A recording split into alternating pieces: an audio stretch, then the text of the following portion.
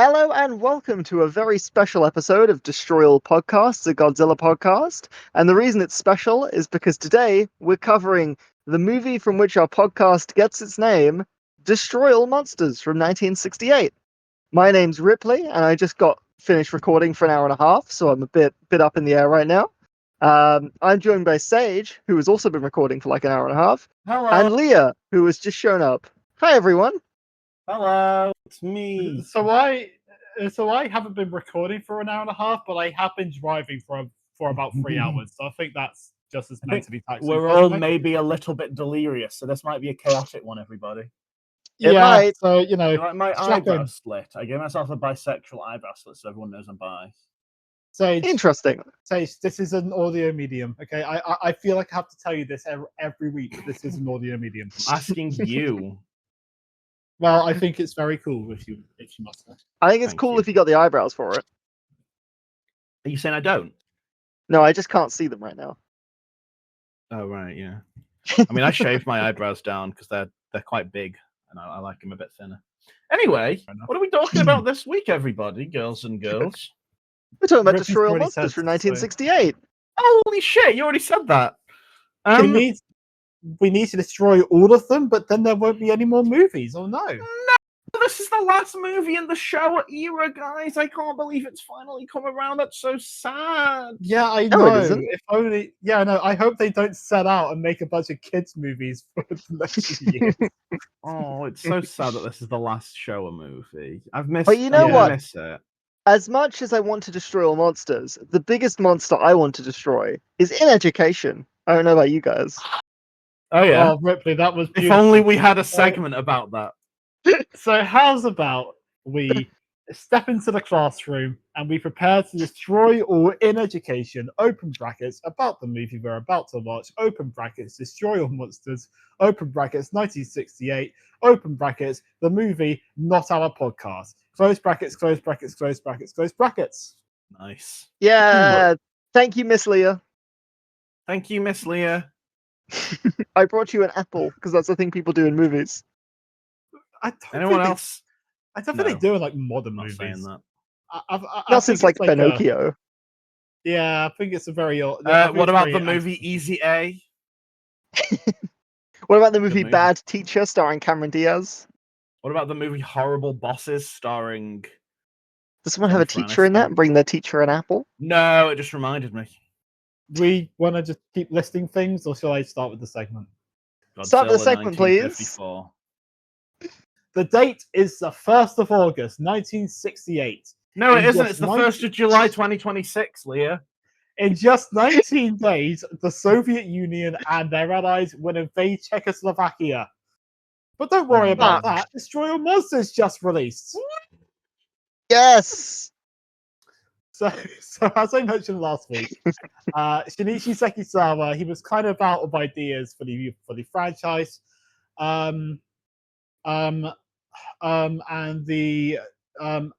man who was now the special effects director, Sadamasa Arikawa, he had noted that Toho was genuinely considering flat out ending the franchise. Oh no! So when this movie was put into production, both directed and written by Ishiro Honda, and also the writer for King Kong Escapes, Takeshi Kimura, this was meant to be a finale for not just Godzilla, but the entire universe. All of the kaiju movies. The entire universe is going to end. That's right. No! The whole universe was in a hot, dense state. Oh no! And that was all thanks to Godzilla. Then he used an atomic breath, and then expansion started. Wait. Wait! Stupid bit. So That was good. the earliest, Good bit. so the earliest screenplay of this film, so essentially it had every single monster Toho had ever had in a film showing up to and including King Kong. What about Um, Ebera? Including Ebera. Ebera was one Oh of the my last gosh. monsters to be cut from this film. Oh no, that's so sad. I love Ebera. Honda has later stated that the original idea was to show all of the monsters. This was basically going to be Godzilla Endgame. Sick. Like the third Kind of time is. we've done this in this franchise. It's more Sort of, Godzilla yeah. Infinity War because it's missing some guys. Like Infinity War didn't have Hawkeye and Ant-Man. Yeah, I guess so. The big two. Yeah. So this screenplay was shelved while Son of Godzilla was put into a production. A good movie that we all agree on is good. By which point the rights to Kong it had lapsed. Honda wanted to show things like lunar colonies, and he also wanted to show hybrid monsters, including a Godzilla Mothra hybrid. That sounds fucked. Okay. He was genuinely fascinated by the concept of a monster farm. However, due to many budgetary constraints, only the basic idea of a monster island survived. Mm-hmm. So that's more or less it, to be honest. I couldn't find a lot for the production that wasn't more just fun facts. That's fair. So Nice. who wants to talk about? Yeah. Oh wait, hang a second. I forgot. Ripley, do you have a question of the week for us? My question of the week is. She's clearly making this up on the spot, by the way. No, I'm just gonna building be, suspense. what do you think of this movie?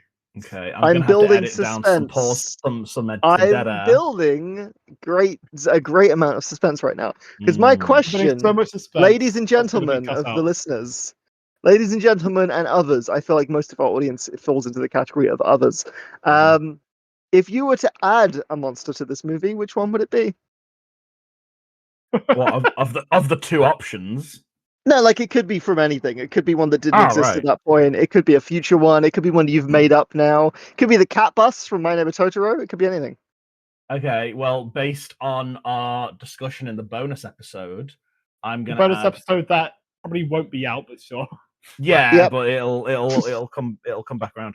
I'm gonna add 60-foot tall John Kramer statue that comes alive and makes big saw traps for the kaiju. There is a big statue kaiju. Yeah, King I Caesar. forget. No, it's like an actual statue, like Daijabin or something. It's like a completely unrelated movie. Just fun fact. Okay. So I would owing to my cameo in the bonus episode, I would put a regular sized bird. Yeah. I would put in the birds from A Bug's Life. Which, to be clear, are just birds and they're not kaiju. In many ways, the fake bird they make to scare away Hopper is like a mecha bird. It's like a kaiju I as haven't well. even fucking seen A Bug's Life. How have you not seen it at some point? I It's just good. didn't It's have the interest, pro-communist and revolution. We love it. All right, that doesn't make it a good movie. Just because I agree with the politics, I can agree with the politics of a movie doesn't mean that the movie's good. Ripley, who would you add in? I would add, carrying over from the discussion in the bonus Fucking episode, hell. I would add the wolf from the movie Rampage that can fly. I think that'd be sick. It I like flies. him. Ralph. The His wolf name's can Ralph. fly. His name is Ralph. Right. Right. Okay. Anyway, that was the Now question. we've done that. That was Ripley's great segment, as she does every week, and she always prepares Thank you, for it Ripley. so The well, one and you that's what we love. I prepared last week. Yeah, Barely. You asked how our relationships were with our fathers. Then one of You're them was welcome. pets. Look, let's not laugh at that. Come on. We're laughing at you, dickhead. We're not laughing at that. I would like to give my one-word review first. Yeah, if that's go on okay. then. Yeah, go on. Because I have like Go. a whole fucking spiel I want to do in the build-up to it. Of course you do. Which I apologize Can't for in just advance. say a thing, can you? Well, this movie has a lot of meaning Buckle to in, me. everybody. This specific movie has some Mm. significance to me. Because a few years ago, I was in I'm not going to say a dark place, but I was in a confusing place in my life. I'd only been on hormones for a few months, and I was still kind of confused about all my gender stuff. And I'd just gone out of an abusive relationship, and I was in a weird spot in my life. as many people are when they're like 27 or whatever the fuck age I was at that point. You're so Um, old. Fuck off. And Sorry, I thought you were gonna say like 21. Sorry, I just came I out. realized I was trans late. So I mean, so did I, but not as late as you. and I remember, so a lot happened over the course of one weekend. I went thrifting with a friend, and I got like a shitty. It's like a blue dress with like birds on it. It was kind of cute, but like kind of shit. How big were the And I did birds? my makeup. The birds from A Bug's Life. Biggest Um, most biggest um, ones from A Bug's Life. and I did my makeup kind of shit because I was really bad at it back then. Unlike now where I look gorgeous. Sure. And I went to I believe it was the Charlie's Angels Full Throttle live episode of the Kill James Bond podcast. And I met a lot of great people there, including Trinket, who you may remember from previous weeks. Last And week. a few other people. Yeah, literally last week. I didn't know you'd met her in real life. That's pretty sad. Yeah, this was like 3 years ago. And I met a few other people. I went out with some friends afterwards. There was this non-binary person named Ali, who it turned out we were the exact same build, so they gave me like 20 old dresses that they didn't want anymore that fit me perfectly. It was really nice. And it was a very interesting night, and I felt for the first time like I was part of like a community, like a trans community. It felt very, very nice, very safe, and very, very comforting. And so I did what anyone would do in this situation, which is I got on a train to Devon, and I did strong psychedelics on the beach with some other friends. And then we had fun on the beach, and then we ended up watching the movie Destroy All Monsters from 1968, because I had recently bought the Criterion Showa era Godzilla box set, and we were like, let's pick one that looks fun. And we watched it, and it was a nice evening. We also watched Avatar 2: The Way of Water, but that's not really relevant to this conversation. And I remember after this movie, I went to the toilet, and I was feeling very good. And I looked in the mirror for a bit, and I ended up crying. And it was happy, sad crying. It was confused crying. It was a very emotional weekend for me, and I was processing a lot of things about who I am and about yada yada yada. And I think after that weekend, I came away with a much clearer understanding of myself. So the word I've gone with for this movie is bonanza, because this shit was crazy, dog. Right. I'm not being funny. I've got to edit that down because that was too long. I have to edit that down. Like I can't. No. It's nothing against you. It was a lovely story. Genuinely, I did talk for a bit too long. It was a beautiful story. That was way too fucking long for the first like 10 minutes of a podcast. Okay, I didn't think it'd go on that long. I need to edit that down somehow, and I don't know which parts to cut because it was all relevant, and yet also none of it was relevant. What the fuck have you just done to my fucking editing job? I just saw speed it up, so I'm just forwards that fuck me. Speed it up, so I'm talking at double speed. Yeah, that would actually be a good bit as well. Beautiful story. I'm very happy for you. It sounds like a lovely day or weekend or whatever it was. Fuck me, that was long. Our listeners will love hearing it. Ripley, do you like the movie? Yeah, it was fun. It was crazy. Right. I loved it. Sick. Leah, you go. Right, hell. So I would like to start my thoughts off with a quote. Go on. Are you doing it? Right, you better leave. This better be 30 seconds or less. I'll cut this whole thing out. This is from one of our lovely hosts, Sage, from when we finished watching Son of Godzilla. Right. And it said, I am excited for Destroy All Monsters because I just love it when there's lots of kaiju. It's like they finally worked out that people want to see big monsters and don't really care about the humans that much. That sounds familiar. Yeah. So, look, my word is garbage. I thought this movie sucked. Fuck. Yeah, you really hated this. It's like when it started, I thought it would be the type of movie that's fun to hang out with friends, get drunk, and watch, right? But maybe do psychedelics and then cry in a mirror. The human story is boring. The characters are so forgettable. Gun to my head, watching the movie, I could not tell you any of their names, any defining characteristics, any personality. The villains are some of the most boring I've seen in media. And the monster action is nowhere good enough to make it justifiable, apart from maybe one scene. Any fighting has no choreography. It's just some people standing around flailing at each other. The treatment of the monsters, both by the heroes and the villain, goes against everything Godzilla stands for. The fact that this is meant to be the end, this was the finale, it boggles the mind that this is what we ended up with. Yeah. Okay. Yeah, that's fair. My turn. I'm sorry. No, We have a really beautiful story. No. Listen. Glad it didn't go on too long. That is true. Ripley, I love you.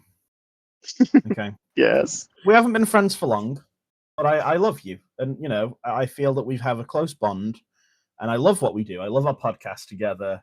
And, and obviously this goes to Leah. Why do as I feel like because- this is like when you're really nice to your dog before you put them down? Listen, right. Obviously, this goes out to Leah as well, but it's more aimed at Ripley just because of her beautiful, very long story. I really do love what we do, and I love you as a friend, and I think, you've done a lot for me in my transition and in kind of, just my personal life and stuff as well. And it's just nice to have friends, isn't it? It's just lovely to have friends, and I just really hope that our friendship can survive this episode of the podcast, because fuck this movie, this was so shit. Look, I'm not saying it's good, but I love it. Bonanza. I understand why you like it. I do, because if you have like a big moment in life that surrounds a movie, you're gonna like it. I get it. I completely get it. But besides that, this is just I thought this was like a very ADHD friendly shit happening kind of movie. No, it was not.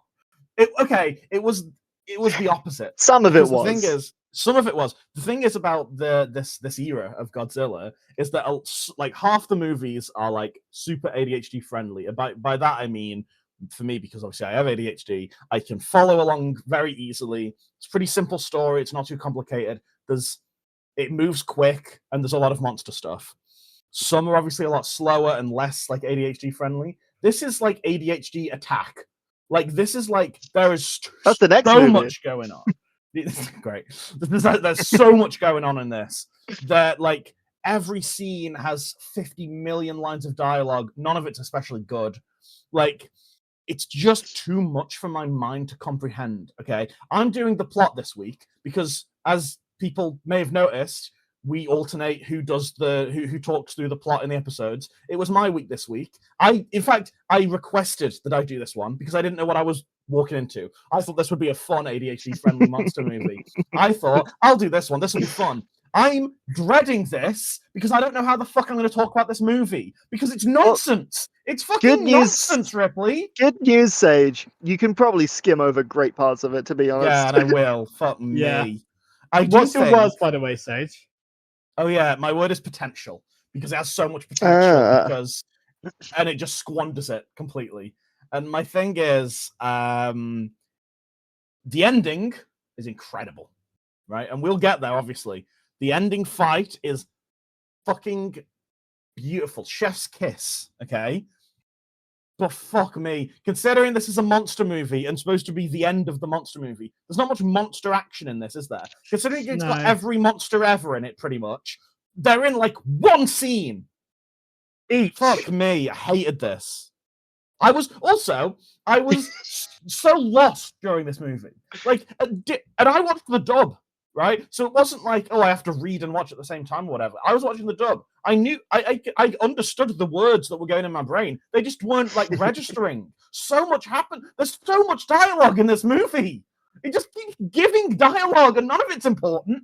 There's a 3-minute scene where people shoot a laser at a thing. It's giving dialogue. Right. Do you want to kick us off with the plot then? Do you want to go with raw? Yeah, I'd love to. Right. So, a sexy older man does a narration in the dub. I'm assuming this wasn't in the Japanese version, but in the dub, Correct. a sexy older man does a narration. right? And this isn't the narration, but I've written my own little introduction narration. Okay. Okay. The year is 1999 Whoa. when this movie is set. The Phantom Sick. Menace has just hit cinemas to a critical. The most infamous school shooting of all time has taken place. Jesus. I'm just bringing up, history, right? Yeah. And a certain someone named Sage is about to be born in November, right? And also, guess what? What? Guess what the fucking government have done? They've set up a base on the moon. I remember base when on they the did this moon. back in 1999. A was base on fucked the up. moon that apparently they are like flying people to and from it every single day Daily. Yeah. Yeah. on their little Thunderbird. I mean, it's a very rockets. optimistic view. It's nice seeing an optimistic view. What I liked is that we get this opening narration, and of course, then we go to the opening credits, which is basically like kind of like in the background, kind of like it's just like cool space stuff, but it's completely covered up by the background that the names are like on. So it's kind of like you see like a satellite dish, but like you only see like a tenth of it, and then it's just a red shape with like a bunch of Japanese text on it. That's you funny. just can't see any of it. That's funny. The one I watched was like an American release, so it was all the names were in English. So I don't think it had that. That's for good. me. I don't know. Fair enough. So yeah, basically, an island has been set up. Well, an island has been found that they've then like turned into like a science facility. They've done it to study aquatic life, and also all of the monsters of the world have been confined to If I may interject at this stage, Sure. Your Honor, because you may recall my vow when it came to the Time 2 system was that I would do Time 2 every titular kaiju. Yeah, the movie's called Godzilla versus Gigan. I'll tell you when Godzilla shows up. I'll tell you when Gigan shows up. This movie is called Destroy All Monsters, which means all monsters must be accounted for. So if you'll allow me to rattle a few off right now. Well, if it's okay with you, I would love to read out the names and then you say the time. I think that would flow nicely. All right, let's do it that way. I like that. So on Monster Island there is Godzilla, 3 minutes 48 seconds. Rodan, 3 minutes 53 seconds. Anguirus, 4 minutes on the dot. Mothra, but specifically as a lava. For some reason, even though she was a butterfly last time we saw her. 4 minutes 15 seconds. Gorosaurus. 4 minutes 18 seconds. Was very happy to see him again. Nice, and we'll get to the rest later because that's all that shows up for now. I mean, about Mothra being a lava, we of course like my headcanon is that of course like they went to put Mothra on of course like Monster Islands, and of course in doing so they somehow killed the one that I've seen again. Well, apparently the Mothra lifespan is like 3 months, so I assume this is like 100 Mothras down the line. I was going to say we have established that the Mothra lifespan is genuinely like a few, like 5 years, maybe. Like, I actually genuinely. So this is probably a few down the line. I actually worked this out like a little while ago, but of course, like we saw the original Mothra hatch in 1961. That one then dies in 1964. And it's then established, and the next time we see Mothra, it's about another 3 years later. So I think the lifespan is about 3 years. Yeah, that makes sense. I mean, I guess that was that one that drowned, but that's not that's not old age. That wasn't out there. Also, did anyone else think this Mothra looked a bit like anal beads? Yeah, kind of. I didn't think of it at the time, but now that you mention it, yes. Yeah, I can see it. I'm gonna say this, and I think I've probably said this before on the podcast. I really love Mothra when she's a moth, but when she's just a caterpillar, she's so boring. Yeah, I understand your I feeling. get why they're doing it, because they already have a lot of monsters in this. They already have the flying creatures and stuff. The flying Mothra like puppet is impossible to work with. But just don't include Mothra then at that point, because Mothra, when she's not a moth, is the most boring kaiju of all time. She doesn't do shit. Yeah, but you can't not include Mothra though. Well, just do it as a fucking butterfly then, or moth. Yeah, I guess. Have her be just off screen. Have Godzilla.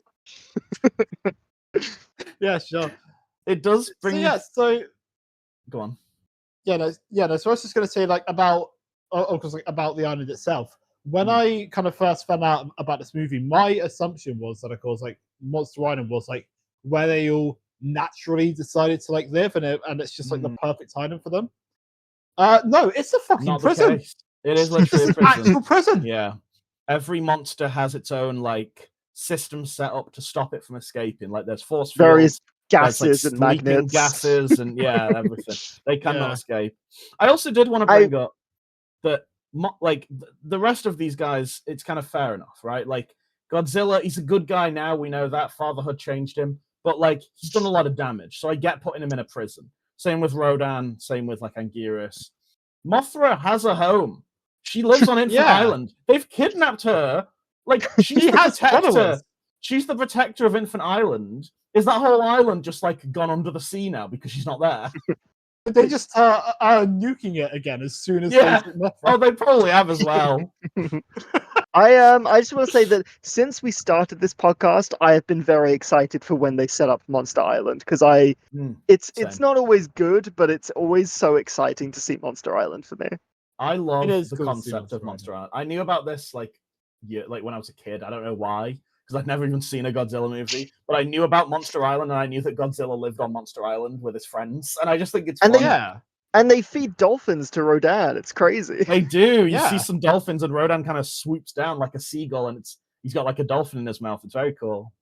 Yeah, I will say, like, if of course, if you remember what I said in my famous segments about, of course, like Honda wanting to like show like kind of the evolution of like agriculture and stuff, like Rodan catching a dolphin, that is literally all that, like, that is all of that concept that like actually like ended up in the film.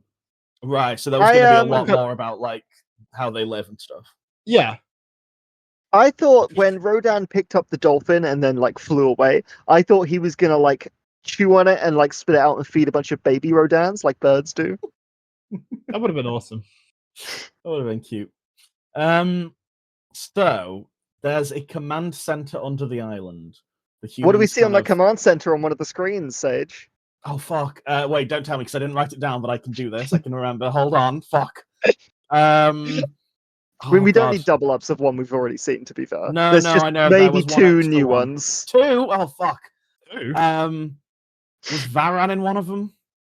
So, Manila at 6 minutes and 31 seconds is on the big middle screen, and I think Manda is on one of the other screens, but I'm not sure.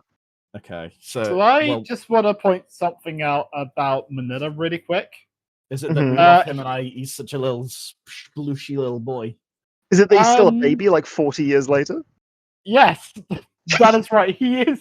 Well, he is canonically in his 30s. Well, to be fair, we don't like. We know that Godzilla was like a dinosaur in the dinosaur era. Like that, they clearly have a lifespan of like millions and millions of years. And it's a Grogu situation. That's really funny. Yeah, but Grogu's like 900. No, he's not. He's like 50, and he's a baby, isn't he? So it makes sense. I just think it's funny. He just hasn't been fed any glowing mangoes for a while, and he hasn't actually grown. I thought it was funny that the when you see them looking at like a miniature of the island in this command center, it reminded me of Spy Kids 2, The Island of Lost Dreams. Sure. Don't know if I've seen two. I think I might have only seen the first one. Anyway, let me get more than one note in if possible. I will actually mention. I said that, and then immediately I'm not carrying on with the story. As I said, I watched the dub. Did you also watch a dub, Leah? Did I see? I watched it subbed. You did. Okay. To find a subs version. Okay, cool. So I did watch the dub as I always do, and the voice acting is really rough in this because everyone is doing fake Japanese accents. Oh, not Oof. that again. Oh, Every single one is doing like a fake, like bad Asian I'm accent. so glad I watched it subbed. Yeah, it's Sage, really could you kind of like give us like how that sounds? I'm curious. Fuck you. So there's a gas leak of piss in the facility. Right, so I found this so funny. I am sorry, Sage, Dude. but it's just like, but it's just like the gas like starts coming through the door, and this guy basically goes, "Oh no!" and then he opens the door. Yeah. To get a closer look at the gas. Which to be like, fair enough. It starts coming through the fence, but dude, what was your plan? He's gonna fight it off.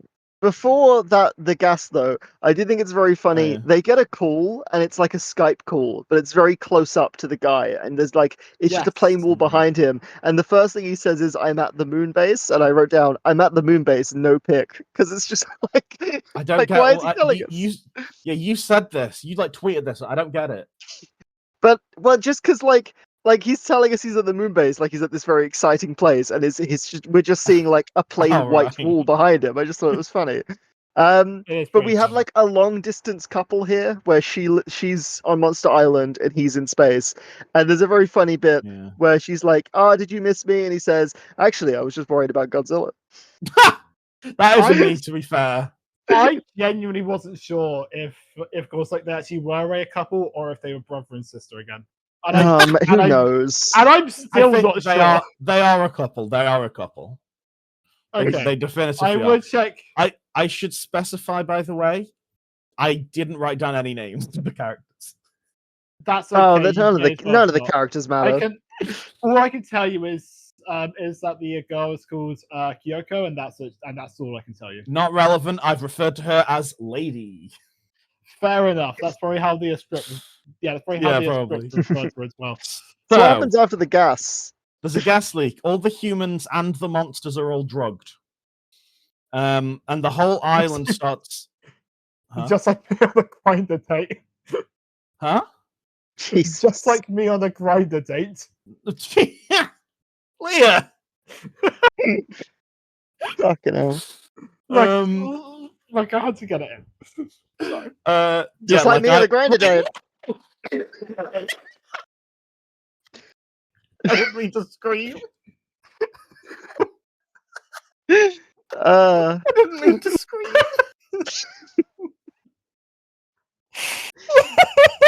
So what do the monsters do after being gassed?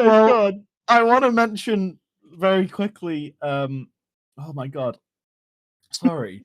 I want to mention very quickly. It's been over 10 years since we've seen Anguirus, and I fucking adore him so much. He's just It was so nice. It is so nice to see him again. Yeah, and this is definitively like the second generation. So obviously the last one died in Rate Again. This is just another one they found, I guess, or his kid, or something. This is his son. Yeah, this is the Manila of Anguirus. This is Minguirus. So anyway, the island starts falling apart, and then some other stuff happens, and then all the monsters start attacking all of the major cities of the world, right? Yeah, and no, I mean, like, Sage didn't miss anything. I'm gonna be honest. Like, a lot of the movie is like this. I think we're gonna, and some things happen. That is just some people talk, and then it turns out that Rodan is like now attacking Moscow or something. Yeah, Rodan attacks Moscow. I did write it down and then I deleted it because I was like, this isn't really interesting. Rodan attacks Moscow. Oh, the human stuff. Never mind. No, like which monster attacks which city. Oh, well, I can tell you. Okay. Rodan fucks up Moscow. Mm-hmm. Gorosaurus is fucking up the Arc de Triomphe, which I loved. Yes. And then pretty good, by the way. That was a good model. Yeah, I liked it. And then you just get references to Beijing is being attacked by Mothra. London is being attacked by Manda, who we haven't really seen yet. No. Baragon is in Paris, and Godzilla is in New York. Right. So actually, the mention of Baragon being in Paris as well. That is simply because instead of Gorosaurus, it was just simply only going to be Baragon for a fair while. Okay. As far as I can tell, and like this is shrouded in a bit of urban myth. But as far as I can tell, they mostly didn't show Baragon because his kind of like flappy ears kind of like tunneling out. They weren't sure if that was going to look good, so they just replaced him with Baragon. Baragon's very cute. We don't see much of him in this movie, but he's very cute. Yeah, and as for why we don't, sorry, go on. No, go on. Yeah, and as for why we don't see Mothra attacking Beijing, that is just because it's probably not a very politically great thing for two countries which have generally not had a great relationship, showing a usually very quite life-loving monster, of course, like attacking the capital city of a country that Japan has not got great ties with. It would be like if an American Godzilla movie came out now and there was a scene where just for no reason a kaiju was attacking like Iran or something. Yeah. I was going to say Israel. So, yeah, but I want that. That'd be cool. The joke was that America and Israel have a good relationship. I know. Yeah, so I guess the fun thing about this is, of course, that like now every city kind of counts. Now we have some non-Japanese cities on the. That is New true. York again. I also wanted to mention specifically Godzilla in New York. Hopefully, we never see him there again. Yeah, that'd be because I think if he ever shows up in New York, that would probably be a really bad movie. If he ever showed up in New York, you'd get like that scene in the first Spider-Man movie where all the New Yorkers band together to be like, "You mess with one of us, you mess with all of us," and they chuck their trash at him. Oh, I bet that is a scene in '98 as well. I bet that exists. Yeah, and then he knocks over the Twin Towers or something, and of course, like everybody goes, "Imagine." That'd be crazy. Dude, side note, I might cut this out. I don't know, but it's interesting. I've been watching a YouTube channel a lot recently called Monster Island Buddies, who he just reviews like old Godzilla toys, well, and new stuff, but mostly like the old stuff is what I've been watching. There is so much merch of like specifically the American toys for Godzilla, where it's like, here's a kaiju in this city or whatever, and it'll be like a little play set of the city, and then it'll give you like a little Godzilla toy and a little like Ghidorah toy or whatever. Cute. There's like at least 3 or 4 different toy like play sets of like a Godzilla, and then it's New York, and the Twin Towers are like they're on like a lever, so you can press it and they like explode. Jesus, it's so good. Anyway, the ship. Oh, I will say this: the model work in this movie is really good. Because in this, I love the SR3. Yeah, in this rampage scene, we see obviously. I won't go over the whole thing, but we, like I said, the Gorosaurus is wrecking the Arc de Triomphe. Yes, thank you. I forgot what it was called, and that looks really good. Godzilla, yeah, it just looks good. It's a good looking movie. Yeah, I don't like the movie, but it looks good. Okay, the ship that's on the moon, like this rocket thing, is ordered to fly home, so it does. So that's good. Because they see a UFO, but that's like unrelated. Yeah, so they're ordered to fly home, I guess, because they're like the monsters have all broken out of the island, like come help or whatever. Can I just point out one last thing? Sorry. Yeah, sure. That's fine. And of course, when we see Godzilla attacking New York, he actually specifically specifically destroys the United Nations building. Interesting. Is that why they're like come help? Sorry? Doesn't matter. I was just gonna say, I think it's interesting that when they come back to Monster Island, that someone says that there's no sign of radioactivity. I don't know how the fuck that's possible. That there would be no radioactivity on Monster Island. I genuinely think at this point, they've just been like, if we keep thinking about the radiation in these movies, that's all the movies are going to be about because there's that many monsters at this point. Let's just fucking forget about the radiation. They've all the, you know what? It's 1999. The radiation all wore off. They're fine. None of them are radioactive anymore. It's fine. Oh, that's good. Because Godzilla's just a guy now. Yeah, just a big guy. Yeah. So the Rocket Boys, as I've called them, they get back to the facility and they investigate, and they're just kind of wandering around. And then there's a scene where Mothra walks onto a train track and gets hit by a train. Right, so I love this. So I just love how they are, how of course like Mothra, she is attacking one of the biggest cities within just all of Asia, and all we see is just she is in the middle of fucking nowhere, just going in on the into a train countryside. track, where the train doesn't see her, and doesn't stop inside. And it explodes when it hits. That's just all we see of Mothra attacking. I love it. All of Beijing. I love that whenever you see in one of these movies like a miniature of a train driving somewhere, it's like in like an old Scooby-Doo cartoon where like one of the books on the bookshelf is animated differently, where you're like, okay, well that train's gonna get destroyed in a second, because why else would they have this miniature train? Yeah. Why have they bothered? Yeah. So yeah, that happens. Godzilla blows up a boat for no reason. Rodan blows up a jet for no reason. I really was upset, listeners, because I bought a soundboard and I've been trying to set it up because I had Rodan's theme on there for in the soundboard, because I wanted to show off how fucking good Rodan's theme is. It's my favorite song in the whole franchise up to this point. And I wish I could play it for you, but I'll probably forget when the edit comes down. So I'll try and get it sorted for next movie that Rodan's in. We had a guest on that knew what they were doing, and Sage immediately got soundboard envy. Yeah, no, literally. Pretty much, yeah. Sage got a big soundboard envy, yeah. I actually did. Were you saying something, Leah? No, it's fine. Okay. Yeah, go on. Sick. So, the head of the facility, who's the leader of he's just in charge or whatever. And he's clearly possessed. He's very clearly possessed, or at least horny for the aliens. Spoiler alert, there's aliens. So, he's we can control the monsters. Let me show you something. He says this to the Rocket Boys, I think. Yeah. So they go into a room. Rocket Boys. Huh? I was just saying, of course, all of the Rocket Boys, they just all may as well be the exact same character. Yeah, no, literally. Pretty much everyone in this the same movie. Personality. They all. I'm not gonna say that. There's so many characters in this. No, I know what you're going to say. There's so many characters in this movie, and you could honestly cut it down to maybe 3.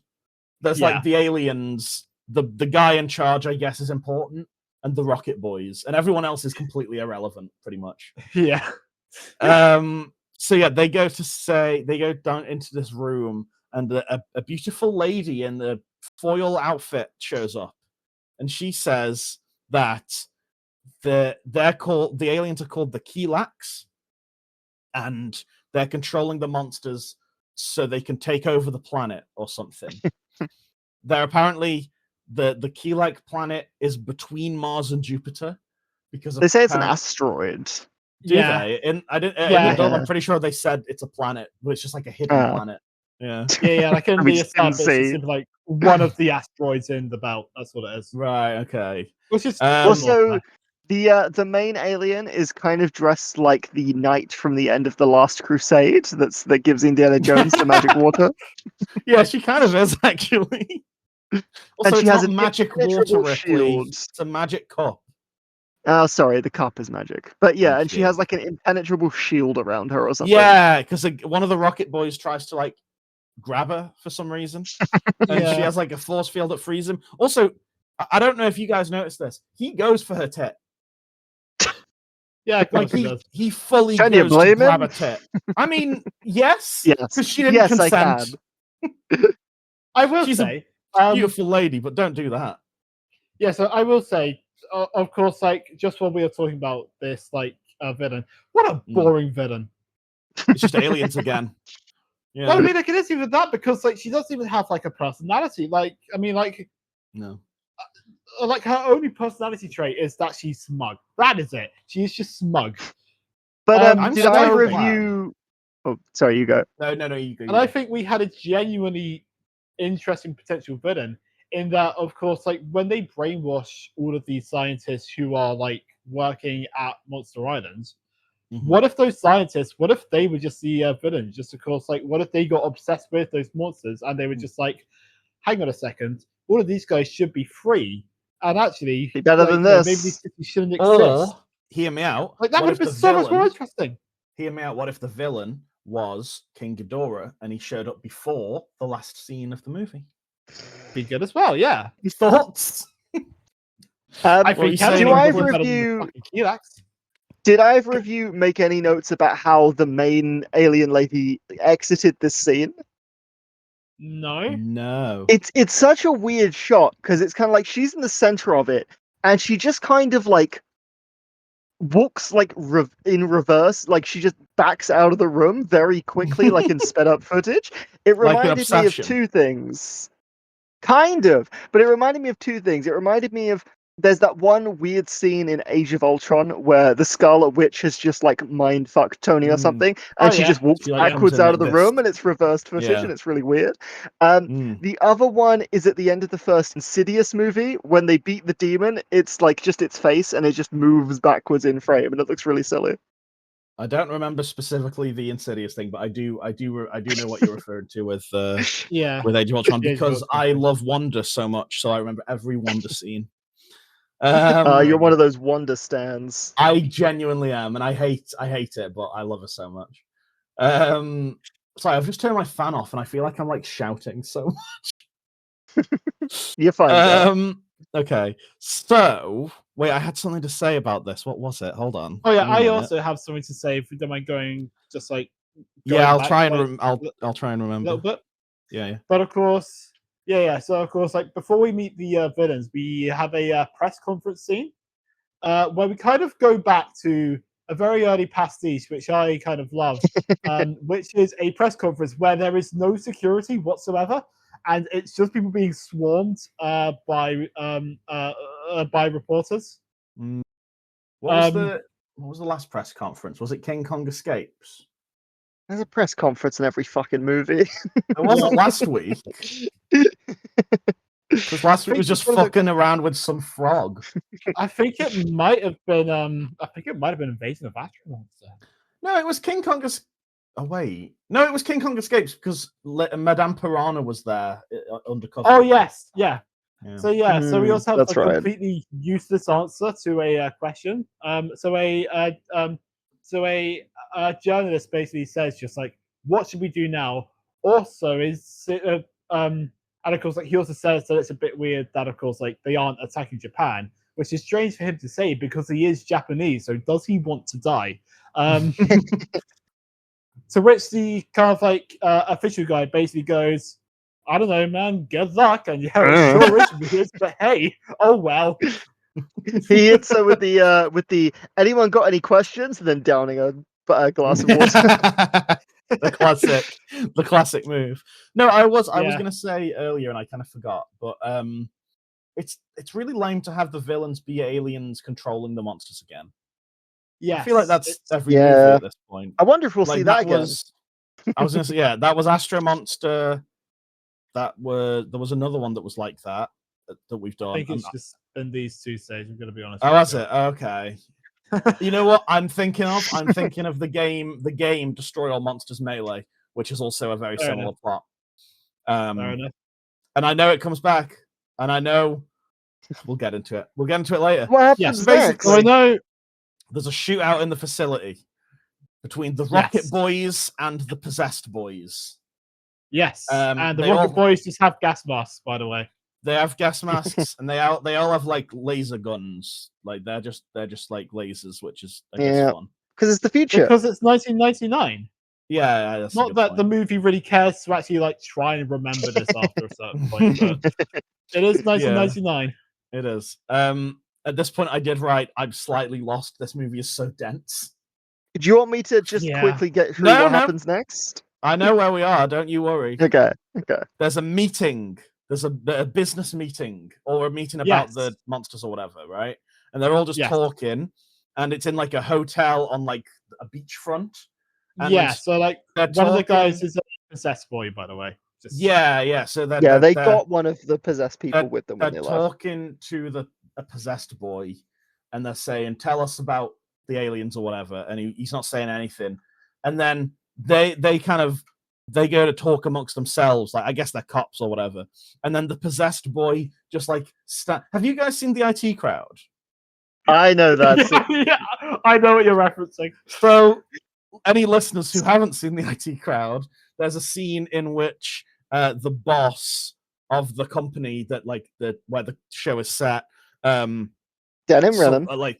yeah, thank you. His assistant walks in during a business meeting and gives some vague questioning about the budget or something, implying that there's been some. He asks if he says there's been some irregularities with the pension fund. That's it, yeah. And immediately he doesn't really say anything. He just stands up, opens the window, and jumps out and kills himself. And that's what happens in this scene. So the guy and you get a really fun shot of a mannequin falling after he jumps out. Yeah, it's so good. Down like a cliff. It's not even a mannequin. It's like a Barbie doll or a Ken doll or whatever. Yeah, it's incredible. It's great. So he kills himself. Now I do want to say, yeah, go on. While they are talking to the possessed guy, of course, a little bit earlier, they do say that they can't hide him from the UN secret police for too long. Do you think that's real? I think are they doing the one world government conspiracy shit in this movie? Is that what's going on? It does seem like it, yeah. I don't know, maybe. Because yes. they had to consider specifically destroy the UN building and everything. Anyway, Does Honda hate the UN? Maybe. Some more bullshit. That's happens. a nice YouTube thumbnail clickbait title. Shiro Honda hates the UN. A red circle around Godzilla destroying the UN building. Some more bullshit happens. It's not relevant. Then there's a surgery scene on the possessed boy, right? And yes, it's quite and these graphic. guys, they just walked in as well, by the way. True.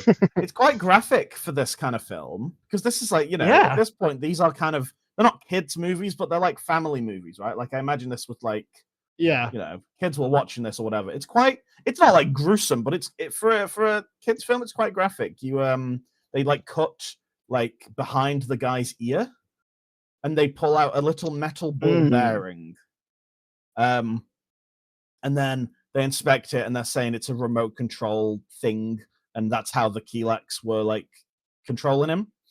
Yes.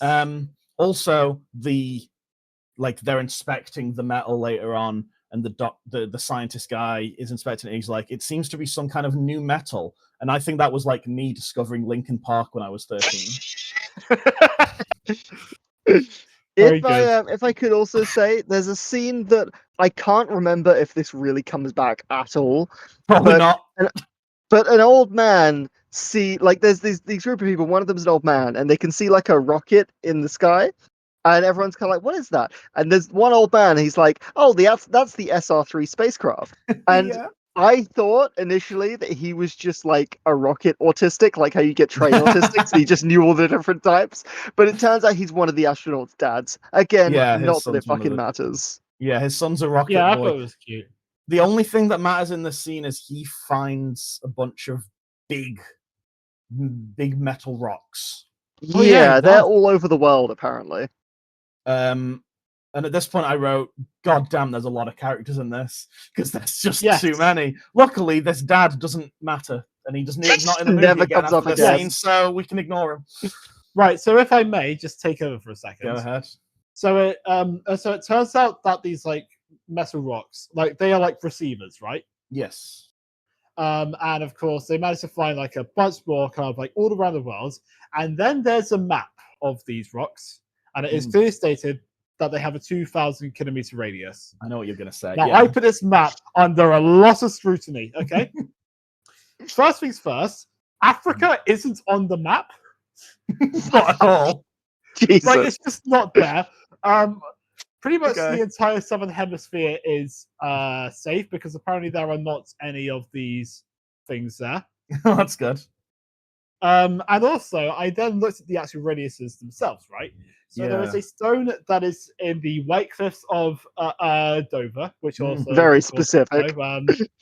But That's why yeah, the but of course, 13th like, Doctor also regenerated, England's isn't it? mention, way, and it shows that this. I did do that. King I did like Ghidorah- point at the screen like the Leonardo meme. Yeah, yeah, so did I. The And of course, Leonardo meme makes it sound like a Ninja Turtles thing. so of course, it shows that this 2,000 kilometer radius stops like around the kind of like Scottish border, right? Hmm. Dover to Edinburgh, kind of like in a straight line, it's only about 600 kilometers. Cinema sins ding. Yeah, like it's a big cinema thing, but like it's just very funny. The thing is All of about this, Scandinavia is safe. Germany is safe. Like, they're apparently taking over the world, but like it's really just like a few cities. yeah. But it is Australia it is safe, at this that's point no point of this stuff, anything. it is at this point that the response they have to this worldwide catastrophe is very it's very spiritually British, because naturally what they do is they hire people to kind of wait outside doors and hassle women as they walk through.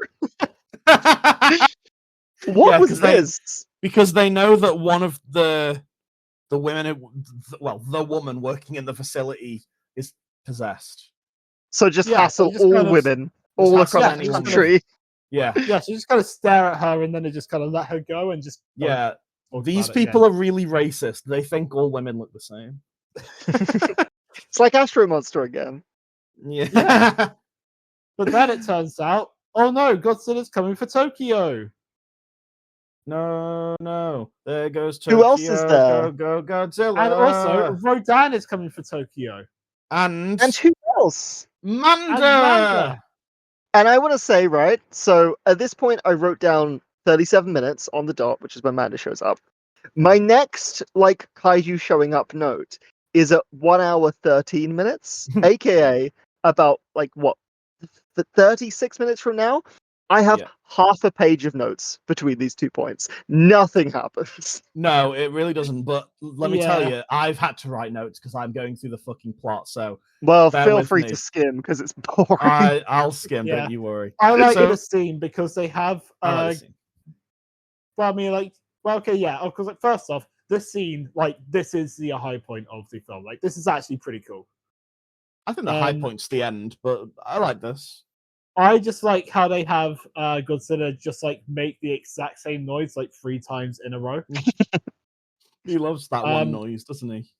And also, I love that like, there's like really like jaunty music just while Tokyo is being laid to ruins. I like the visuals of this scene. I think the colors really Yes. pop. It's a really colorful scene. I enjoy it a lot. Yeah. I will also say I wanted to say earlier, and I forgot. Sorry, audience. First of all, this is going to be a long episode probably. Second of all, I'm off my meds right now, so I'm a bit all over the place. So if I keep forgetting and going back to stuff, I'm sorry.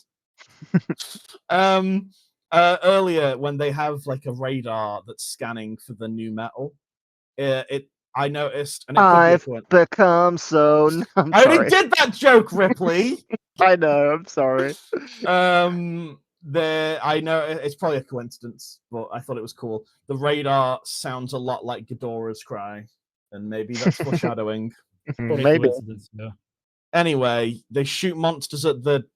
No, they shoot rockets at the monsters, and they shoot monsters at the rockets.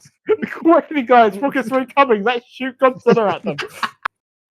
No, they shoot rockets at the monsters, and like they seem to do more damage to the city than the monsters were doing. Like it's like the sky is just like grey with smoke and stuff. It's awful. I did notice, like, it seemed to like at least make them stumble a bit, which is more than they've ever done Well, before. that's nice. That's nice. What do you guys Well think done, of Manda, by the way? We didn't really. I Manda's pretty love cool. the bit where Manda wrecks that bridge by like wrapping around it. He wraps around That it and was like cool, yeah. squeezes, I guess. Yeah. Yes. I'll say this about Manda. In concept, pretty cool. I really don't care about him at all. I've realized. Yeah. Manda or the Scourge of him in a London, as movie he shall be later on. known. What? The Scourge Scourge of of London, London. because he attacked He London destroyed earlier. London. Oh, did he? He probably like wrapped around Big Ben or something and destroyed it, you know? He probably flew through it like the Slovene spaceship in Doctor Who. So what happens next? Well, we were talking about Manda, dickhead. Stop rushing me. This is a long episode. It's fine. Don't worry about it. We're going through this pretty fast. Yeah, we are. I think Manda is fine, but here's my issue with Manda and with all of the monsters in this. None of them are themselves. They're all being controlled. So, like, none of it matters. Like, we don't get any personality from any of them. They're essentially just weapons, which I know that's the point of the movie, but, like, it means that we don't... Yeah, we it's don't a get any boring way to personality. use them. It is. It's like Godzilla, at this point in the franchise, has a lot of personality. Like, he especially, like, last week, I think he was done very well. He was like a grumpy old dad, and I thought it was great. He's got nothing in this. He's just a big smashy monster with nothing else going on. It's boring as hell. Yeah, I have a big smashy monster in a drawer under my bed. Thanks for interrupting me for that. That was not worth it. Right. Sorry. I like that we're far enough into this podcast and close enough friends now that I can just tell you when a joke is shit. I don't know. They got a laugh out of me. Well, yeah, because you made the fucking joke. Please continue, Sage. Please continue. I'd love to, Ripley. So Tokyo is basically like flattened at this point. It's pretty dark. Like, the entire city is basically just destroyed, which is pretty cool. Yeah. I do like that you're kind of just expected to either you see the monsters from the old movies like Baragon and Manda and Varan later on, and you go, oh, I know him from the old movie, or you see them and just go, oh, there's other monsters that haven't been in. Like, it's a Godzilla creature. yet. Like, I think that's cool. Yeah. No, like, genuinely, I think that's cool. It reminded me again of, like, Infinity War. When that came out, I was very invested in Marvel, but I know that, like, a lot of people were kind of very like casual fans, and they watched it and they were like, oh yeah, I kind of know that guy. I guess he can do a flip. I can't think of any characters, but, you know, like, I guess he can do this, and that's pretty cool or whatever. Like, oh, Black Panther, I didn't see that movie, but, like, he's got his purple blasts or whatever. Like, that's pretty cool. I think it's a cool way of doing it. And I think it works because you don't need to know the lore for all these characters. You don't need to know, like, oh, Baragon, he fought Frankenstein or whatever. Yeah. I can't wait to get to that, by the way. It's ridiculous. He fought Frankenstein. I'm very curious. We'll get to that in, like, season 2 or something, I guess. Also, Gorosaurus, to be fair, we met him, but he's not in a Godzilla movie until now. Yeah. True. Yeah, we met him, and he got his fucking jaw ripped open. Anyway, they find the woman, the possessed woman, right? Yeah, if I may, they don't find her. She just walks right into the command center. Oh yeah, why does she do that? And also the press are just like there for the entire scene as well. Like, they just don't leave. And it's quite a weird scene because a guy. I've just referred to everyone as a guy. I guess he's probably one of the Rocket Boys. I don't know. Let's just call all the main characters the Rocket Boys, okay? One of the Rocket Boys rips the earrings out of her ears. Like, doesn't take them out gently and then, like, crush them. Oh, yeah, he tears them out. They're like, she's, like, bleeding from her ears, and it's quite, like, again, it's quite graphic for this kind of movie. When he rips them out, she lets out, like, a for some reason. It was really unsettling. I did notice that she moaned. Yeah. A few she minutes liked ago, it you too pointed much. out that someone moaned, and I didn't hear it, but I hear it this time. Then we get some jaunty war music, don't we? Or maybe this was just in the dub. But there was some. We probably get some. I don't remember any. There's a lot of jaunty war music after a bit. Well, I was going to say there was. I don't remember his name now, but the guy who does the soundtracks for a lot of the older ones came back for Akira this. Fukube? Yes, and he did a great job. I think the soundtrack's really good in this. Yeah. No, I think it's good music. It's fun. It's good music. It just doesn't fit at all. Some of it does, I think. I think when in darker scenes it doesn't fit as much, but I think a lot of the time in this they're not going for dark; they're going for kind of fun. It's not the jaunty war music, but it is a jaunty war music. It's a new one.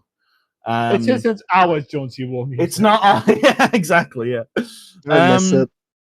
Oh yeah, to be clear, actually, I didn't say why he ripped out the earrings. It's because they were controlling they were part of the control for the woman. I guess I don't know why they didn't just do the same thing and put the ball bearing in her behind her ear, but whatever. Anyway, Godzilla's freaking out again. I guess he's attacking Tokyo again. I think the astronaut boys, they are like going to Rocket basically boys, find please. the command center. Sorry. Okay. So yeah, so the Rocket boys are going to find the command center, and Right. essentially Godzilla's hunting them, but he can't get them through the forest. And if only he had some kind of ranged attack that would easily tear through a forest. It's a good job he doesn't. I mean, like, it's a really cool concept for a scene, just like being hunted down by a kaiju while you are trying to get somewhere, and it's just boring. They just do don't nothing with anything it. with it. Well, There's also they the do- bit where they get to the rocket and they fly away, and he just atomic breaths the rocket, and it's absolutely fine. Yeah, Yeah. and they do so little with it that I didn't even write it in my notes because I just it just glossed over me. Yeah. Completely. I was just like, I don't know what's happening. They're in the forest or something. I don't give a fuck. This is, I believe, also where they talk to the Kirak Queen again. And Yeah. we find out that their plan was to attack all of the world's major cities and then attack Tokyo so that they can basically settle their base next to Mount Fuji, at which point they'll just kind of live here. See, it's Yeah, like, interesting that's how you described it in your notes, because my description of this in my notes was the aliens are here and there, and then I just trailed off and wrote, I don't know. Yeah, I literally wrote, I don't know, mid-sentence because I got bored. That's how I felt. I mean, like, she basically says just like, and of course, like, you know, if you attack us again, then we will retaliate. And so the Rocket Boys basically go, "You scum!" Like, bro, she's defending herself. Yeah, but she Like, is yeah, also. yeah, It is like- an invasion, to be fair. I mean, like, I get it. They're just gonna live there. Like, that's their evil plan. They just want somewhere to live. Yeah, but they are also destroying cities. Yeah, I guess. What do you mean? You guess? She's in the wrong. Like, Anyway, Yeah, so they she's go. destroying cities, Leah. Yeah, right. Anyway, so they go to the moon. Right? And Why are there's you too taking much- over? What's I'm this? Because Who's weak I is it? think Who's weak is it? because Sage, this was my breaking point for this film. Okay, so the No. Rocket Boys. So, I'm can I not just done. say- I'm not done with Right. the scene before you're going too fast, Leah. It's not your week, Leah. It's my week, Leah. You did last week, Leah. Okay, Sage. I am sorry, Sage. All right, Sage. I Right. hope you will forgive me, Sage. I very won't sorry. forgive you, Leah. I don't like when my Oh, mum's no, fight. Sage. Right. Listen, they shoot rockets at Godzilla. Guess what? The rockets don't work because fucking tanks. They never fucking work, have they? And they never And will. Anguirus is also here. And Anguirus shows up, and Yeah, and apparently he's like jabbing yes. the tanks. Yeah, he has a good intro. He's like stepping on the tanks, and he's just a cute little boy, and I love him, and I want to scrunch his little face. He is Anyway, being extremely then buggy. Rocket Boys fly off. Go on, Leah, do your bit. Go on. Right, yeah, okay, right. So they fly to the moon, and then Yeah. they land in the moon at the base, and then there's too much fire around the ship, and it's getting hot. So they Get just their kind of flamethrowers on them. so they just leave the ship, and that's how they get out of that conflict. Even though They there was too do. much fire Conflict. around the ship, and That's a lot, apparently Leia. just leaving the ship is how you fix it. Really? Oh Then I no, guess I it's just a long scene.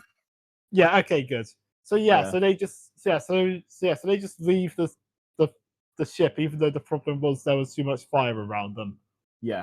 Are But we they're- at the they're bit all- where they they're fire okay. the lasers at the force field yet? Not yet. We're There's almost there. a We're little almost bit there. more. There's a little bit more. So, first of all, I want to say Godzilla in this looks really good. The suit is great in this one. Yeah, that's good. I think this is like the iconic Showa suit, I would say. Like, I know obviously it changes still, but like this, from this point on, it's kind of, this is like cute Godzilla, I think. And this is Yeah. where he's quite like baby looking, and I like it. I did note that this movie is essentially Astro Monster, just on a bigger scale, and it is better, but it's not by a whole lot better. I think it. But it's the You know same what? plot. It's the You know same what, exact Sage? plot. I think this is worse than Astro Monster. At least Yeah, Astro you liked Monster- Astro Monster though, right? Or did I can't remember. No, I don't Only like it. Villana But- liked Astro Monster. It's why we had But them at killed. least- That was it. But at least Astro Monster's main characters, at least they had like personalities that where you could tell them apart. At least they had vague arcs throughout the movie. They had The Glenn. Yeah, Rocket we Boys all have remember nothing. Glenn. They had Glenn. The Yeah. Rocket Boys have nothing. The Rocket Boys are maybe the worst protagonists we've had so far in this franchise. Like, Not even protagonists. close. So then we meet more Keelaks, and they're all sexy ladies, aren't they? But they aren't Sure. because now they're worms in a rock or something. Yeah, but we find out in a bit. Don't worry. At this point, they're Okay. sexy ladies. They tell all the humans to surrender. You mentioned this, but you didn't say this part, and I specifically want to call attention to it. They say that they're going to make the humans their slaves. Now, I don't know about you guys, and I think Ripley especially will agree with me here. If a beautiful, glowing woman from space threatened to make me her slave, I wouldn't fight it. Wouldn't be the first time that it happened to me. I would be open to it. I think I would ask what the terms are. I know. You'd have to, yeah. All right, yeah. I didn't have anything to say. Anyway. Fair enough. I did want to call out. You guys won't have noticed this, but in the dub, one of the guys fucks up his line severely. Yeah, so it's the guy who's talking on the phone to the Rocket Boys, and he says what he's supposed to say is, "You must not return to somewhere," and he goes, "You must not return." That's how, and they kept it in. It's great. Oh my god, it's very funny. Jesus. Then there's the flamethrower bit, and then the Rocket Boys find some wriggly worms, right? And they're going into like rocks. It's like Jason Goes to Hell the final Friday when Jason's a big slug boy. Haven't seen it. Oh, that's what happens. This is apparently how the Keelaks look when they're not under intense heat. So we find out that the Keelaks need to be under intense heat, or they turn into a wriggly slug. Or So I'm the opposite. So that makes you wonder, like, well, okay. It's like, why was it never mentioned that just like it was hot whenever the Keelaks were? Yeah, no one's ever like sweating. No one ever goes like, "Oh, it's warm in here." Such an easy way to set that up, by the way. A little bit of foreshadowing, yeah. Yeah, that'd be way too much work for this movie. Ripley, you liked the movie. What do you mean? No, you've taught me round. I hate it now. You're so easily led. You're so weak-willed. Every time I don't like a movie, I haven't logged it on Letterboxd yet because I don't do it till after we record. Yeah. And then by the end of the recording, I'm like, that was great. 4 stars. What did you give? Because I had a good time talking with my friends. I think that got 3. Yeah, that was a good movie. Anyway, 2 full minutes of astronauts lasering a machine. They should have just gotten the doctor to punch it. Huh? Because it would have taken fucking ages, is the joke. Oh, when the is that a Crystal. sent reference? Yes. Right, good stuff. Yeah, that was good. Yeah. So my notes say, no one is seated during the guys assemble a drill segment.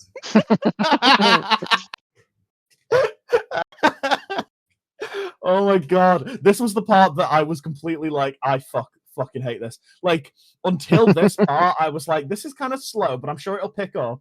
And then this happened with the fucking, because it is like, I didn't count, but it is around 2 minutes, like genuinely. Yeah. And it's just a single shot pretty much of a laser hitting a machine, and then a shot back to the astronauts, like kind of going, "Oh, let's shoot the laser" or whatever, and then a shot back to the laser hitting the machine for 2 minutes. It's so 2 minutes. 2 minutes doesn't sound like a long time, but when literally nothing's happening on screen, fuck me. Yeah. Of course, like it's also a really powerful laser, which means that the wire keeps catching fire, so they turn it off and then they turn it on again. And I want to kill myself. So bad, it's actually awful. Can we get to when the monsters show up again? No, we have to talk about the whole movie, Ripley. I'm sorry. And also, can I just say, this is how like the main threat, is like dealt with. Like, this is the human story finale. A guy holding a drill that points a laser. Oh my god, I thought this was going to be a long episode. This might be our shortest one. Genuinely. Yeah, we are nearly at. Yeah. Actually, we're nearly done. I don't have any notes between now and when Manila shows up again. Oh my god! To be fair, I don't have many. So okay, basically, they finally do it. They finally blow up the machine or whatever, which means that the monsters are now free from the Keelak control. Also, Yeah. it means for some reason that the humans can control the monsters. Right, yeah, okay, right. So Why? this is what really pissed me off. This genuinely made me angry. Right, so like genuinely, and like I think this is the most insulting thing you can say about a Godzilla movie. Godzilla here may as well be a nuke. Yeah. And Yeah. like he doesn't have a personality. And of course, like not in a beautiful metaphorical way, he is just a nuke in this movie. He is a weapon. He isn't, and they all he are. hasn't. Yeah. And of course, you could have done something really nice here. And of course, you know, this could have been like the end of his character development, where they say, "Oh, okay, actually, it turns out Godzilla's learned to love the world." Like, No. of course, like you can go like after all of his experiences, he has understood that, of course, like, you know, humanity, it makes its mistakes, but it's worth protecting, and they don't even do that. They Godzilla Godzilla cannot imagine all the people. He finds it hard to do. Like Gal Gadot cannot taught him. imagine though. Yeah, this did piss me off as well. Godzilla. Great stuff. This is the thing about this, right? About this movie. Because, okay, well, fuck it. We'll come back to this scene. No, you know what? No, I'll quickly go through it. Okay. The Keelaks, they go into a rock. We find out that they're immortal. They can't actually ever die. Yeah, they're immortal. When they're cold, they turn into the wriggly worms, and it slows them down, but, like, they can't die. Yeah, it's why when they break open like the barrier, they immediately turn into worms because it gets colder because they've like kind of let the heat out basically. Yeah, Godzilla shows up in I think Tokyo again, and one of the Rocket Boys is like, "Oh no, Godzilla's back," and then the boss is like, "No, he won't do any harm because we're in control now." Oh, well, there's a there is a funny bit with this. There is the way this is revealed is funny because they're like, "Oh no, it's Godzilla," and someone's like, "No, don't worry, it's way too small and it's Manila," and then they're like, "Oh no, there's Godzilla," and he's right behind him. So this is the point where they reuse footage from their own fucking movie that we are watching. They shoot that same scene of course, like of him Godzilla walking climbing into into Tokyo twice. Yeah, that makes sense. Yeah, come that on. makes sense. I hate this movie. Yeah, it's bad. It's a bad movie. However, it's getting good because we're coming up to the final battle. Okay. Yeah, but who shows up, Sage? Well, let me tell you who fucking shows up, Ripley. Okay. The fucking Chud shows up. That's who shows up. Hey, we like the Chud. We love the Chud here. Here at Destroy All Podcasts, we love the Chud. Okay, the Chud is here. Manila, Mothra is here. Also, in order, Anguirus, Manda, Baragon. Time 2. We've already done these. We did Baragon. No, we didn't do Baragon. This is the first time Baragon shows up. Didn't do Baragon, my love. I think we did Baragon. We didn't do Baragon yet. Baragon hasn't shown up on the screen yet. Ripley, well then, where's the fucking time to Baragon? Bad news. We don't have a time to Baragon. But keep going because I might be able to figure it out. Okay. Gorosaurus, Kumonga. Okay, Kumonga is at 1 hour, 13 minutes, 24 seconds. So it's right before then. So Baragon's probably just that minus a few seconds. Yeah. Varan! Varan? Who's Varan? Fucking Ripley. Did you watch the movie? There were too many monsters. He's a flying guy and he's in one scene. Varan's the guy who I'm adding Varan at 1 minute 13:55. Great. Varan's the guy who basically shows up and it's basically like I took a PNG and they just like moved it around the open. He's a flying squirrel lizard guy and he's like this. I don't remember this guy. Google Varan right now, you'll know him. I can't, my phone's playing up. And okay, there is a Hang reason for this. Right, Leah. Yeah. Was I done? I was just going off what we were talking about Varan, all right? Because there is a reason that he barely shows. There's a reason that he barely shows. Rodan is also here. Now it's your turn. Thank you. Right, so the reason Varan is in two scenes and also he is completely immobile in them both is simply because with the exception of Godzilla and I believe Ghidorah, all of these suits used in this movie, they were the suits that were used in their last appearance. Varan hadn't shown up since the mid-50s. 1957, I believe. Yeah, so his suit was basically in like disrepair. Yeah, that makes sense. And importantly, Ghidorah was at 1 hour, 14 minutes, 15 seconds, just so it's on the record. Well, I was going to say that before that, this is like the portal scene from Endgame. Like they all kind of crowd around just in front of Mount Fuji, and it looks awesome. Yeah, it does. This is the portal scene if they didn't care about cinematography.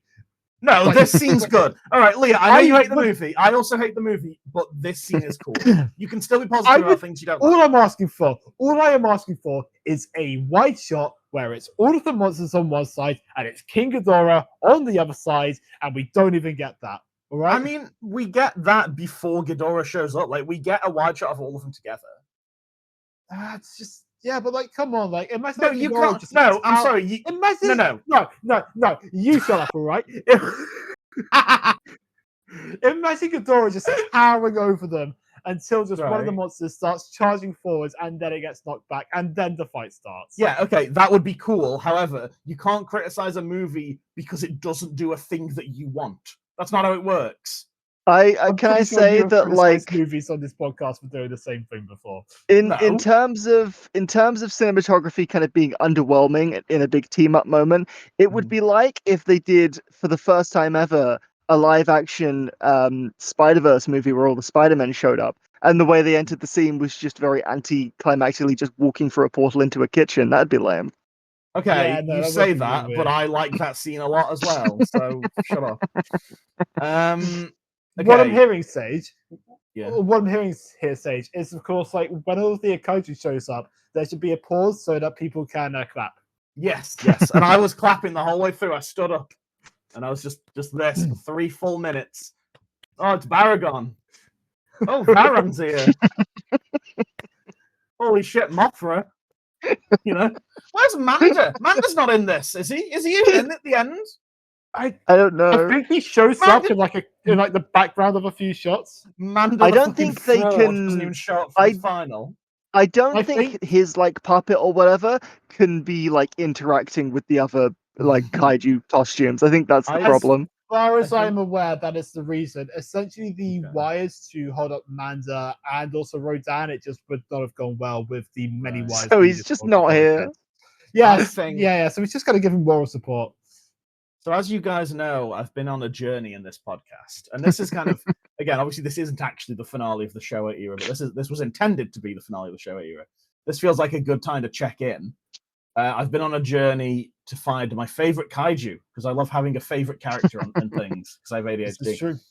Rodan, he's my goat. I've decided. Okay. No one is better than Rodan. He's the coolest guy that exists in the world. And I'll also say, I've also gained a new least favorite kaiju. And I hate to say it, King Ghidorah is a fraud.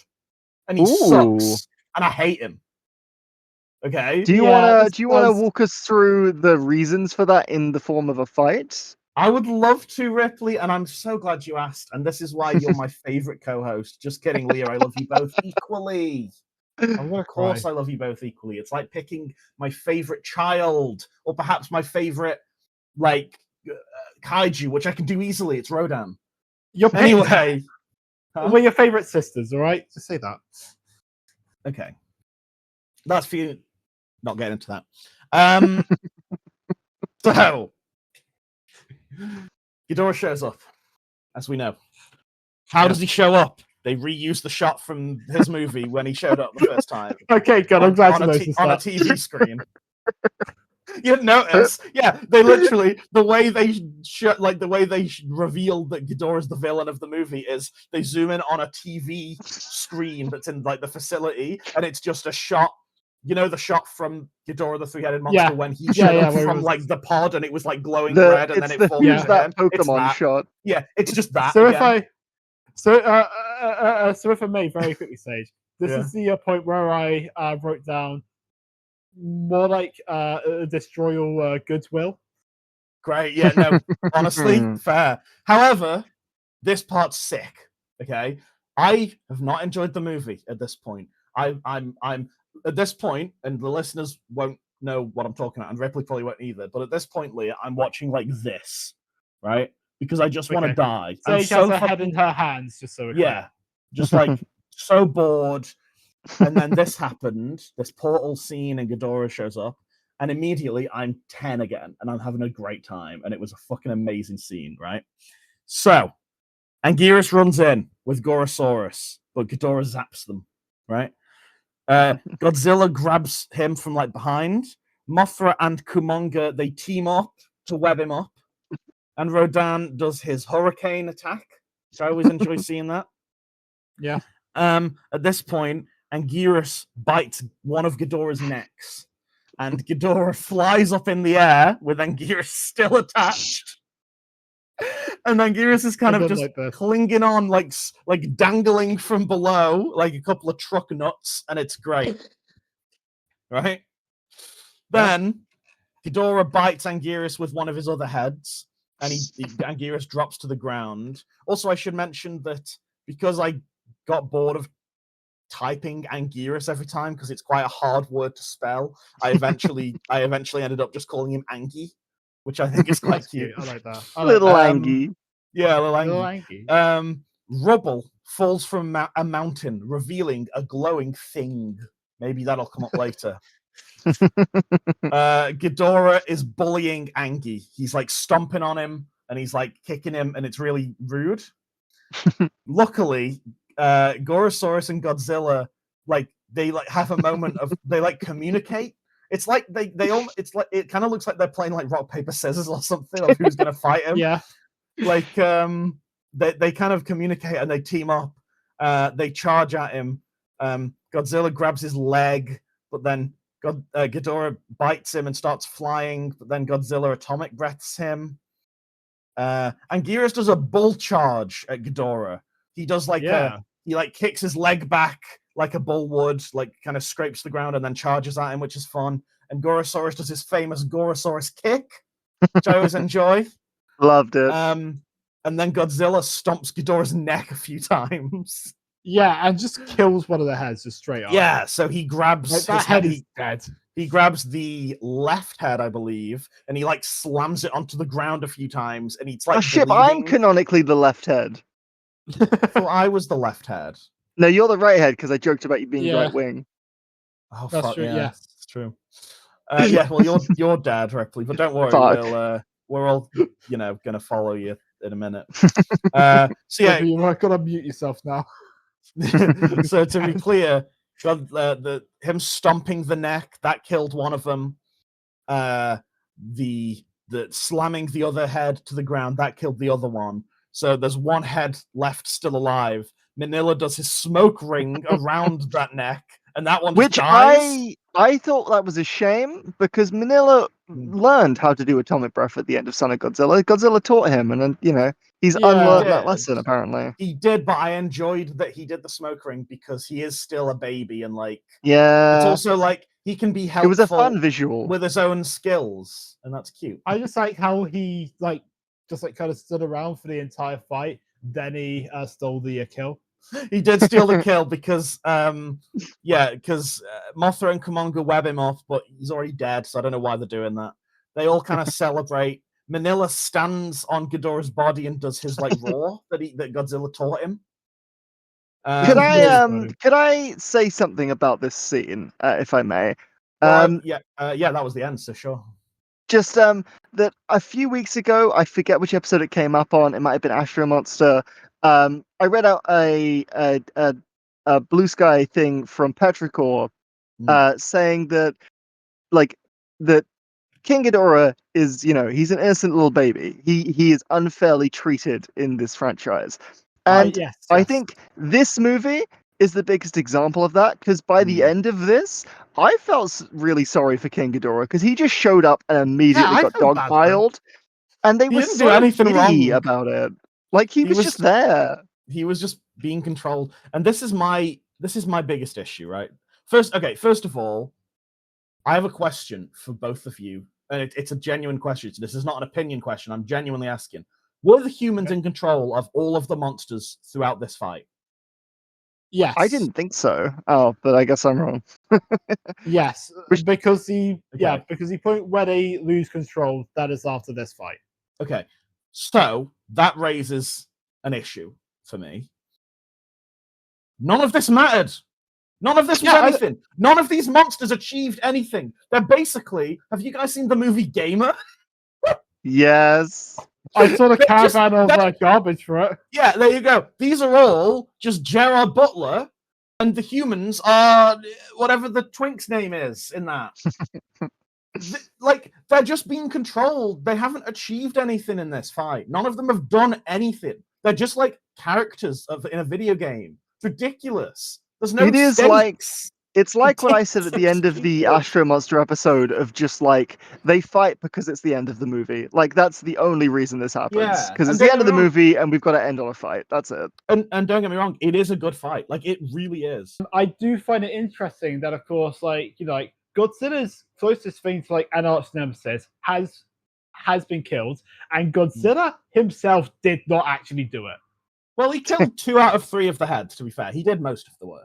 Well, I mean, what I'm saying is it wasn't his like he was not under free will when he did it. Yeah, it was the humans. That's a good point. Yeah. Yeah. And why didn't they just control Ghidorah to not be a dick?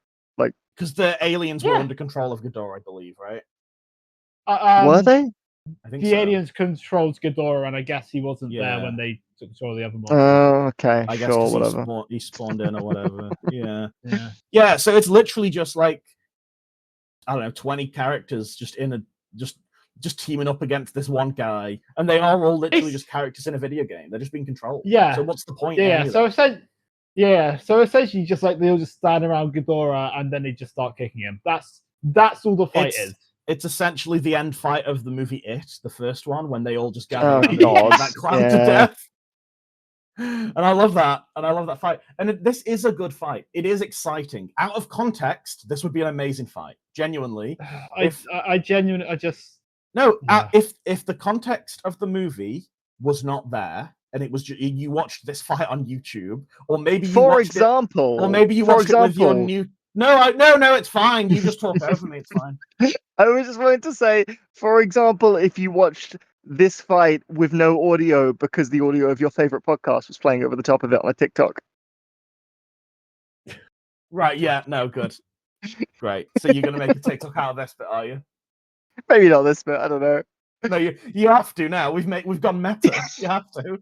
Suddenly, everybody, a new monster appears, is doesn't it? it This is so what cool? They say. A new Very monster exciting. flaming.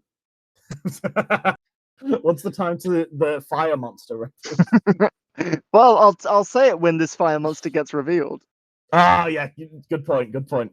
So yeah, a new flying fire monster flies through a building, and there's some very bright flashing lights that reminded me of the band Porygon episode of Pokemon. Yeah. Oh, yeah. No, they gave me a massive headache. Did they really? Because I'm really not sensitive to like photosensitivity, is it called? I don't have that at all. Like, yeah, I mean, I'm not doesn't bother usually, me, but it did really, yeah. I was like, Jesus, that was like that could fuck some people up. This is the point. So the control center burns down. So now the humans can't control the monsters because the aliens are controlling this new mysterious monster.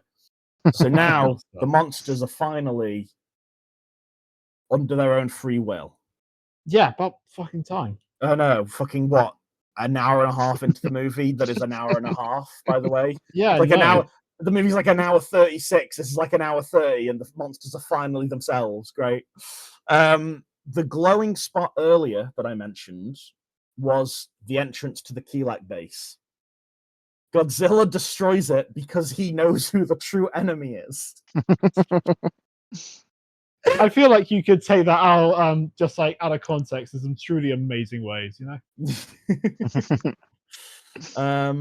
So yeah, he destroys it. The mountain collapses. The Keelaks all got cold, so they become wriggly So worms. they turn back to metal. Yeah. The turns and worms in the rock. The fire monster's flying around. It chases Rodan. The main guy goes in the rocket to shoot it. It latches onto the rocket. The humans shoot down the fire monster because it turns out it's just a UFO. It's not even a monster.